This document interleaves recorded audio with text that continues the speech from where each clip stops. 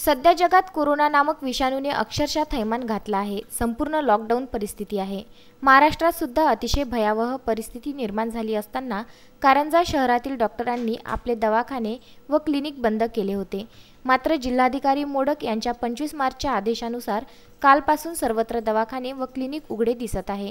अशाही परिस्थितीत कारंजा शहरातील 2 असे डॉक्टर आहे की त्यांनी आपल्या जीवाची काळजी न करता आपले दवाखाने पूर्ववत अविरत सुरू ठेवले आहे। त्यातील एक आहेत डॉक्टर अजय कांत व दुसरे डॉक्टर राजेश संपत। विदर्भ न्यूजच्या प्रतिनिधींनी त्यांच्याशी संपर्क करून याबद्दल विचारणा केली असता त्यांनी दिलेले उत्तर खूपच छान होते।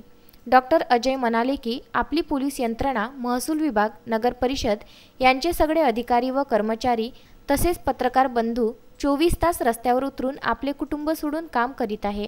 डॉक्टर सुद्धा यातीलच एक व्यक्ती असल्याचे त्यांनी सांगितले। ही सामाजिक जाणीव आम्हाला आहे, तसेच डॉक्टर म्हणून आमची जबाबदारी निश्चितच वाढली आहे। मग मी माझ्या जबाबदारीतून पळ काढणे योग्य आहे का, असे ते यावेळी म्हणाले। डॉक्टर राजेंद्र संपत यांनी सुद्धा असेच काही उत्तर दिले।